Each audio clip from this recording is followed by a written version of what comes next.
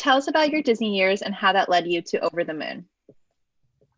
Well, for me, I've animated a lot of different characters, and the way I connect with them is really through this spark inside of them that believes the impossible is possible. Like for Ariel, she's a mermaid, but somehow she's going to walk on land and fall in love with the guy with legs. I mean, this is crazy, but that's so appealing to me.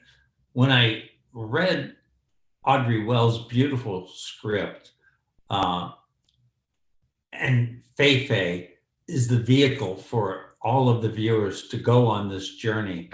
Um, I saw that same spark of believing the impossible is possible. 12 years old, she's going to build a rocket to the moon.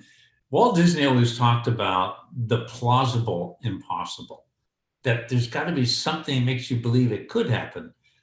Fei Fei is so smart. She knows physics and science and math, and she's so ingenious in how she pulls all these elements together to build this rocket using fireworks. And then there's this other side of her that her mom gave her, which is this belief in things that people can't see. The goddess on the dark side of the moon.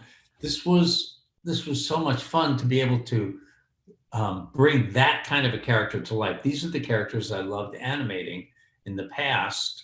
And in this case, this was going to be my first film that I was directing. It had to be with that kind of a character. What do you think audiences worldwide will love about this film? I think that there's a number of things. Certainly the music. The music, we did not write it first as a musical. Audrey didn't, but she loves musicals. Palin Chow loves musicals. When I was reading the script, I was like, it feels like Howard Ashman is speaking in my ear, and here's a song, there's a song. These are moments that you can advance the story, put like rockets on the story point and move it forward emotionally. These are not needle drop songs. They need to be written with lyrics that are profound. And Audrey seemed to have already written that into the script in some sense. And so that was an incredibly important thing that I think that the audience is going to believe and wonder in a wonderful way. It'll stick in their minds. But I think it's the lesson that resonates so deeply, so true, and yet people kind of avoid going there, which is about the loss of people we love, dealing with the pain. I mean, at one point, Fei Fei says, I just want things to go back the way they were. And who wouldn't say that today in this world of this pandemic where everything is turned upside down, but we don't go backwards, we only go forward in life. And it leads in our movie to the chamber of exquisite sadness, which is kind of a poetic way. We're not talking about these things in an intellectual way. It's a symbolic, emotional journey we're taking you on.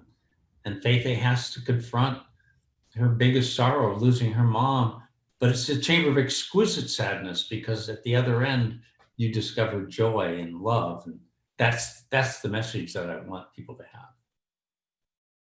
What was your favorite part of working on the film? Any fun facts?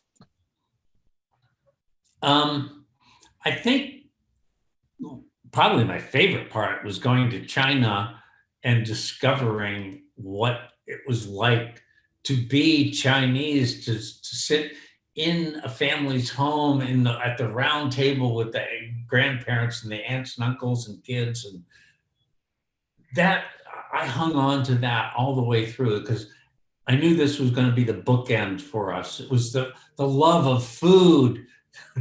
It was the light, the textures, the sounds, the smells. Those are the things that I wanted to communicate because I lived it, I experienced it. Uh, there's something so genuine and real about that that Celine Desrumeaux, my production designer, really worked so hard in creating the sense that people were really enjoying that food and living in that world. Um, that's what I wanted to communicate was is the true life of China back to the world.